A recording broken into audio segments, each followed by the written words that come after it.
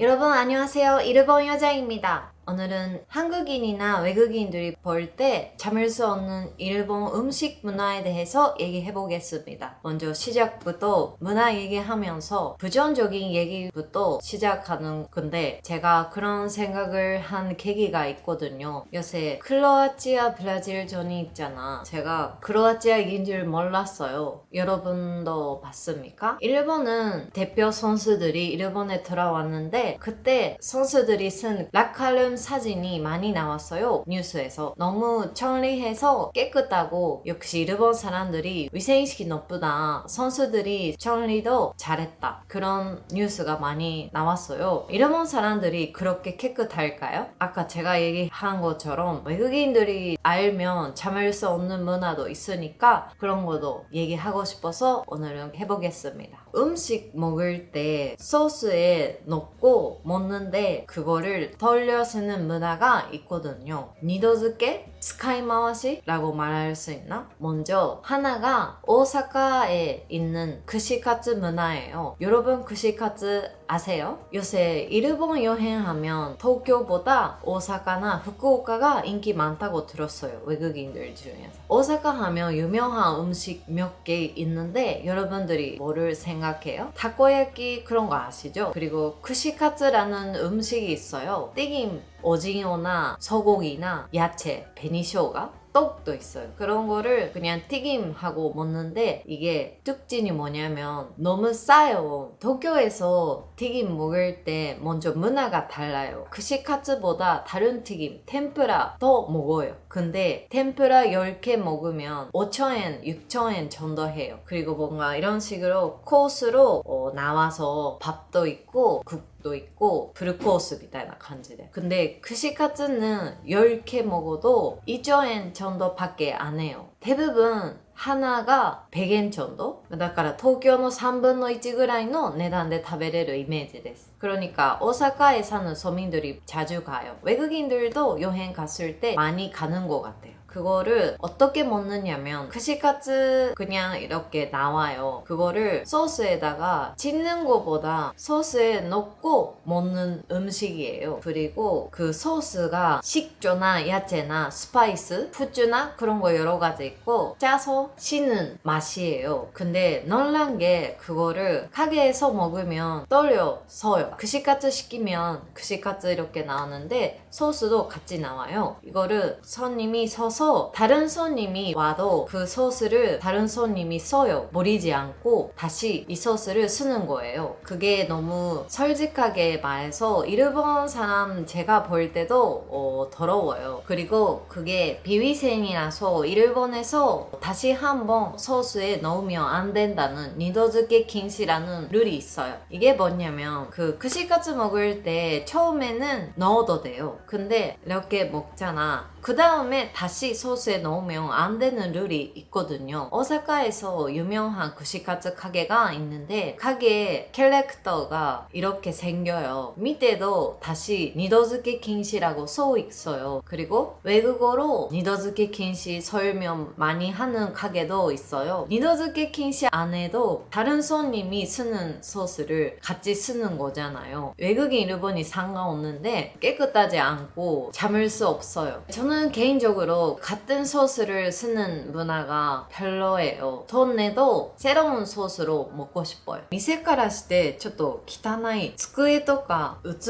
のところにすごい黒い、もう汚い黒ずんでますけど、やっぱり串カツを食べる店自体が安いので、こういうところはもうそもそも店自体があんまり衛生的ではないですね。ちょっとやっぱりこういうところに行くと食べ物の衛生具合が気になってしまって、私は個人的には落ち着かないです。こういうところ。まあなんかこういう風にこうドボンとつけたいからこうやって提供してるんですよね。まあその串カツ自体がこうソースをたっぷりつけて食べるのが美味しいから、こうやって多分深い器で出す文化だと思います。そもそもソース自体もいろんな具材をこうやって入れてたら、このソース自体の味が変わっちゃうじゃないですか。魚もあったりお肉もあったり野菜もあったりするので、だからなんかそれがいいっていう人もいるけど、いろんな味が混ざってしまうので、逆に味自体もそもそもの味と変わっちゃうよねという意見もあります。ますでこれとかも食べた後二度漬けしてるわけじゃないんですけど、こういう風に何回も人が使っ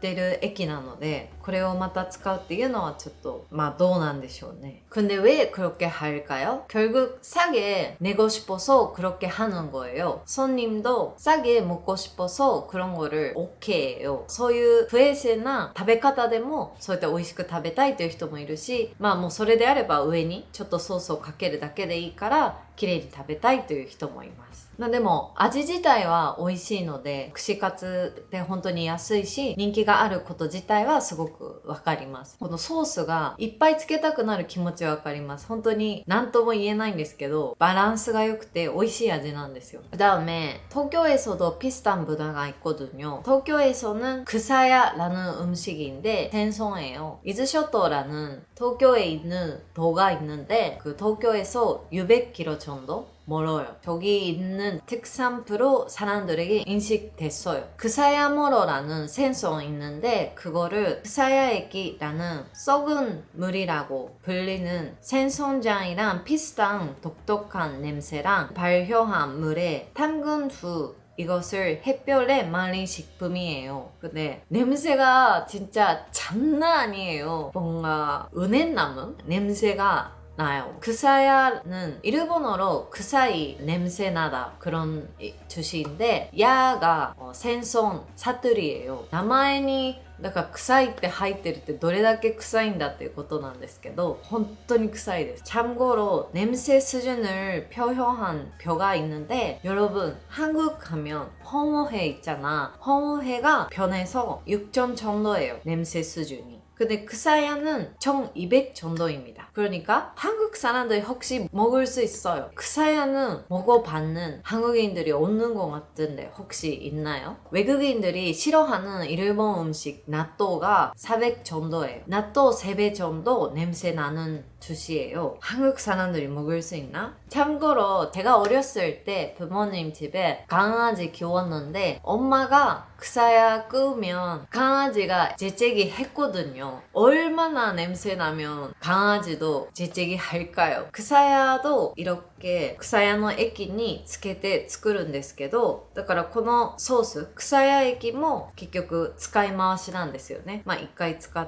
てまた持ってきた魚をそこにつけるので、これもちょっと衛生的かと言われるともちろん塩分は入ってるから持ちがいいと思うのかもしれないんですけどちょっと衛生的なのかなという疑問を持つ食品ですね. 일본 사람들이 깨끗하다 위생적인 문화가 있다 그런 얘기만 하는데 이렇게 비위생 가게나 문화도 아직 가게에도 있고 비위생 음식도 확실히 있어요. 그러니까 일본에 관심이 가지고 있는 사람들이 진짜 이런 다양한 일본 정보를 알면 좋겠다고 생각해서 그런 얘기 해봤습니다. 냄새 나는 음식 먹는 거 좋아요. 나도 좋아해요. 그사야는 별로 안 먹는데 근데 다른 거 나또도 그렇고 그 냄새 강한 치즈도 그렇고 그런 거는 좋은데 들어온 방법으로 만드는 음식 그리고 먹는 음식이 조금 다른 방법이 있으면 좋겠다고 생각해요.